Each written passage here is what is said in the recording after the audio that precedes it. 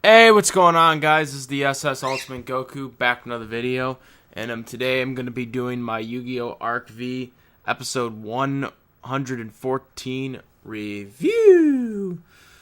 So the episode is leaving off with Yuya and Zuzu catching up with one another. They're running at each other and stuff like that, the gang's back together, and there's the ship.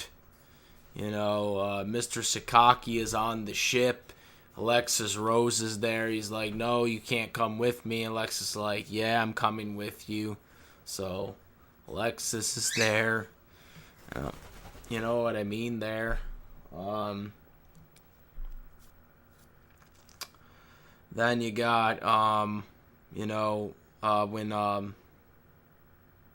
they find out about the professor, going on the ship because Zuzu tells Yuya this. It's not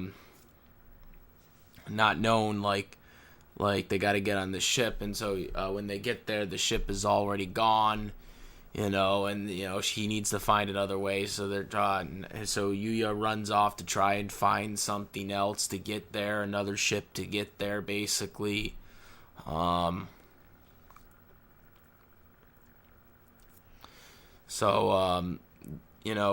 and Sylvia, they're arguing for a little bit, they need to get a yacht, or like he says, you should get a yacht, and it's like, that ain't gonna happen. But so they're on this ship with getting back to the ship where Mr. Sakaki's at. They're on this ship where it's like there's a bunch of people there. Then you see Dennis. Dennis is there, and he wants to take out the professor or whatever there. Then you see Kite.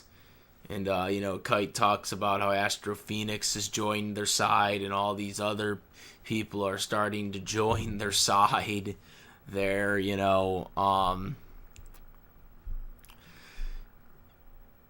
So, Dennis isn't happy about this. Dennis eventually, decides to duel Kite instead. Dennis is using the pendulum summons right off the bat there. And I'm like, why isn't Alexis Rose dueling this freaking scum? Kite stealing the spotlight from Alexis Rose. I want to see a duel from Alexis Rose.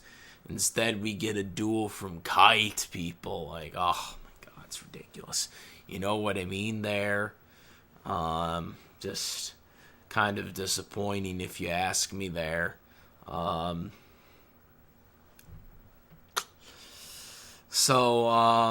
He does the pendulum summon. Doesn't last that long because he exceeds summons to summon his, his little circus witch there. That's where they go with that, Obviously, Kite's not too amused of it. He counters with, his, Xyz's dragon.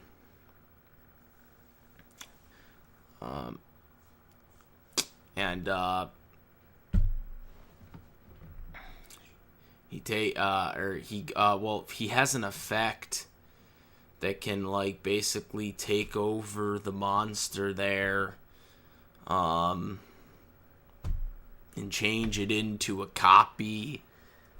It can't attack then, so doesn't really work exactly, but because he had a trap waiting for it.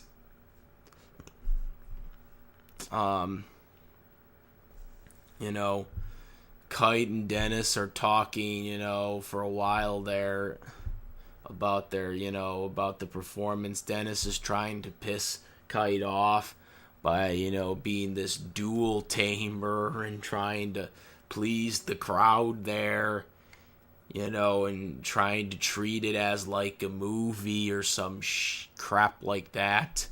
You know what I mean? Um,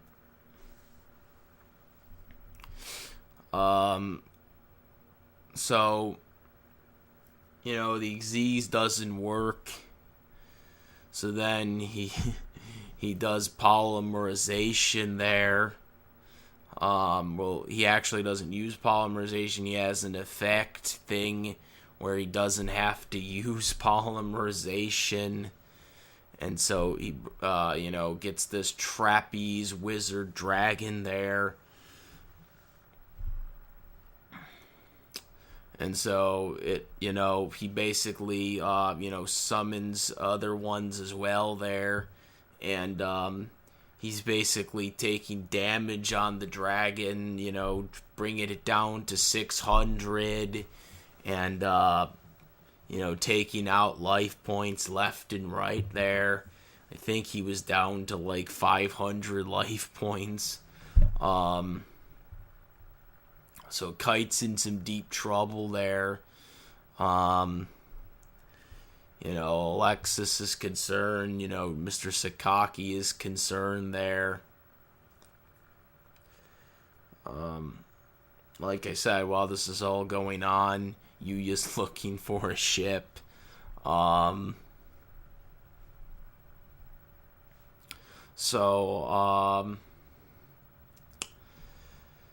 Kite, eventually what he does is he draws a card, and it's the friendship card, or not the friendship card, the fairy thing or whatever that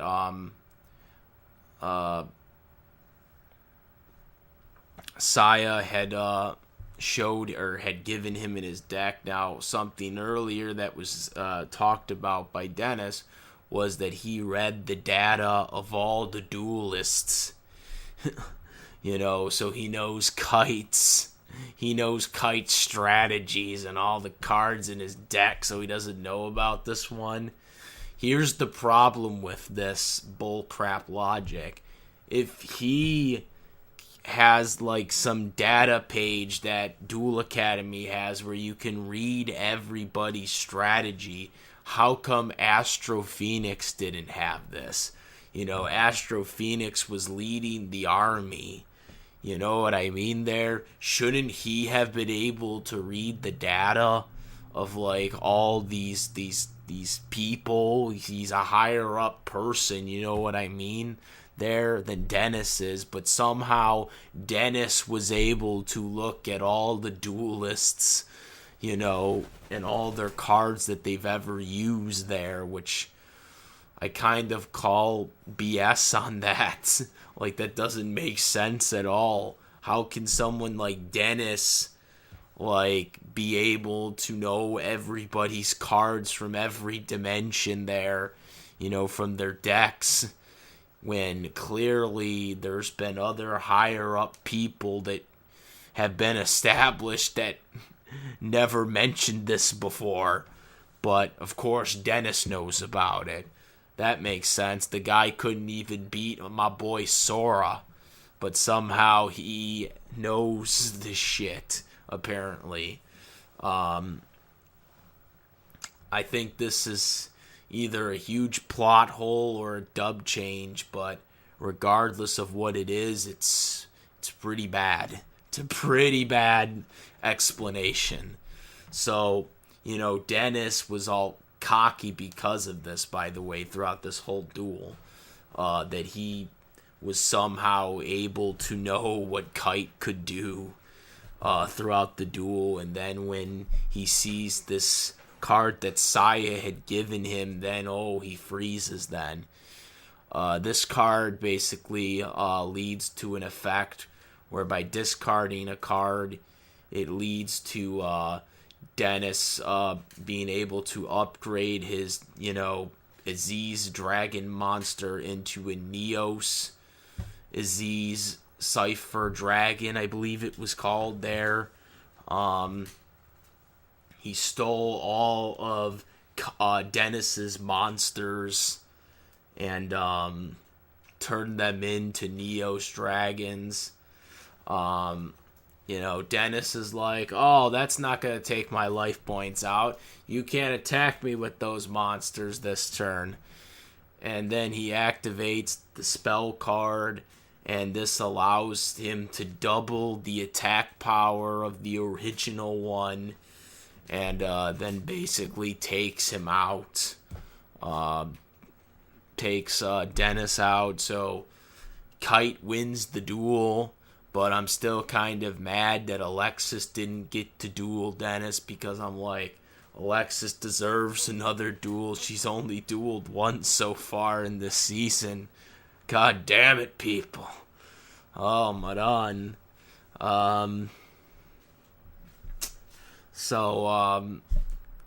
Kite wins the duel. After that, you see the fans in the background there. They're like clapping. They're cheering for both duelists there. Dennis isn't amused by this. Like, he thinks, if you lose, you freaking lose, and you can't win then, or whatever. Mr. Sakaki's telling him, you need to join our side. Come on. Join the side of happiness and friendship, or whatever, as a duel-tainer. And Dennis is like, I cannot do this. I've done too many bad things, so I can't join your side or whatever. And I'm thinking to myself, Astro Phoenix has done way worse than you, Dennis. He destroyed an entire freaking regent or a dimension. Pretty much. Yes, he did. Astro Phoenix was the leader of the army that destroyed, freaking, what's it called? The Xyz dimension. So if anyone's unforgivable, it should be this Astro Phoenix from this universe. This universe is Astro Phoenix. Yet he was able to join the side there, but apparently Dennis can't. I guess Dennis forgot about that fact when Kite had revealed this earlier in the duel. But regardless there, Kite basically reveals the location of where they're keeping Ren and Lulu, I believe they're called. And they're basically the other dimensions of Zuzu. They're the other dimension versions of Zuzu. And he basically says, I believe Ren was in the east, and then Lulu was in the west. Parts of Duel Academy, or somewhere in that vicinity. So they're going to have to split up to find them, because you can only go one or whatever. And Yuto, or this was also mentioned that Yuto was looking for, these one of those. I believe it was Ren, wasn't it? Yeah, it was Ren. Ren was the one from I believe the Synchro Dimension. So yes, that's where that all stands at the moment right now. For that stuff. After he reveals this, he says, the professor would have my head, for telling you this stuff, basically. So he basically, essentially commits suicide on television. Well, not really. He jumps off the boat there, but he turns himself into a card. Okay, he turns himself into a card. Basically, he committed suicide in a card formation. Well, not really, because they're not really dead in the cards, as it was revealed by Astro Phoenix. They're just stuck in the cards. But he still put himself into a card. Dennis put himself into a card. That is the most freakiest thing I've ever seen. He put himself into a card. Dennis put himself into a card. And then the card comes to, Mr. Sakaki, and he just shakes his head, because they're like all, upset, and like I said, the fans were cheering for both, Dennis and Kite in the duel. So Dennis's logic's a little off, just a little off there. Now, at the end of the episode, the most interesting thing happened, and no, it was not the return of my boy Sora, unfortunately. Yuya and the gang all meet back up. Zuzu, Gong, and Silvio, they all meet up. They can't find a boat, so they're kind of, they don't know what they're going to do, because they want to catch up to them. To Mr. Sakaki and Alexis Rose.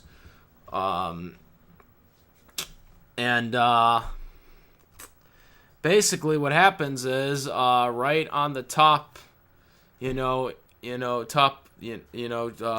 they run into Celina. Celina is like right on this top like border over here, and she basically says, come join me, I have a ship, and stuff like that. And so, they're like Celina's still in her regular getup there, and Celina is back in action. So after she was captured and sent back to Duel Academy, she managed to escape somehow. I would like to know what she did to escape, because I thought they would have her on constant surveillance after she went back to Duel Academy, but I am curious to see how she got out of that one. Maybe it was Sora, people. Who knows? Maybe it was Sora. Still don't know where Sora is. Dang it. We still don't know the explanation. Like where it could be. It could very well have been. Sora could have gone back to Duel Academy during the end of season 2 and could have gotten her out of there afterwards, because she was still kind of like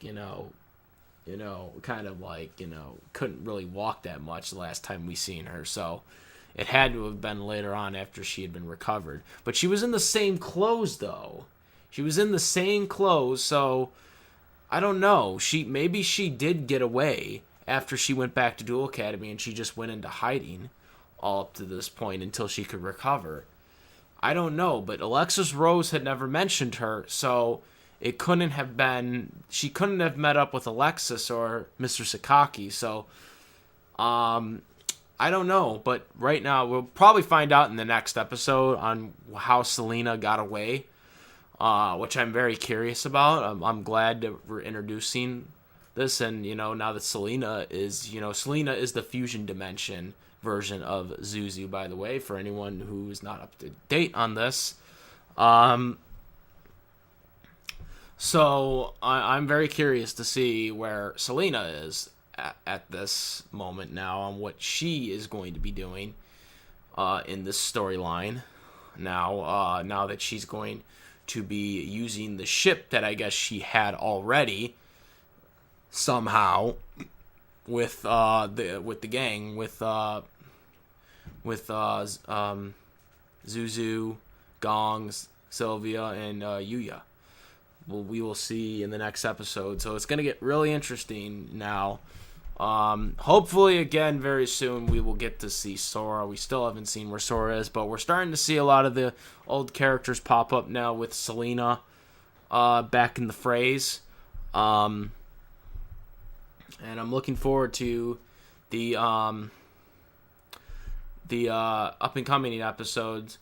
For anyone, as we all know, as I mentioned, I think I mentioned Celina on the last episode review as well. So I'm very happy that Celina's back. Serena, for anyone who's following the Japanese version. For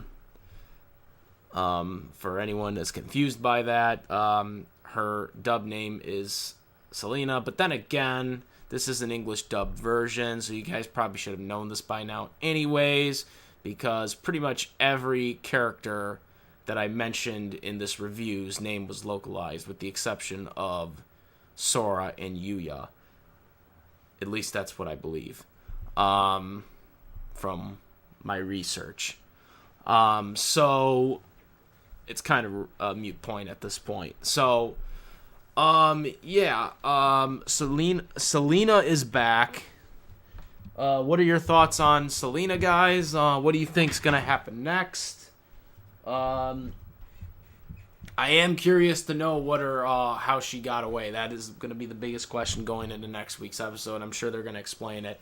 So that's gonna, they kind of leave that out there, like, oh, how did she get back? So it's gonna be awesome to see Celina again and see, Celina's a really cool character. And let me know what you guys think. Comment, rate. If you like this video and my other videos, please subscribe. And that's about it, guys.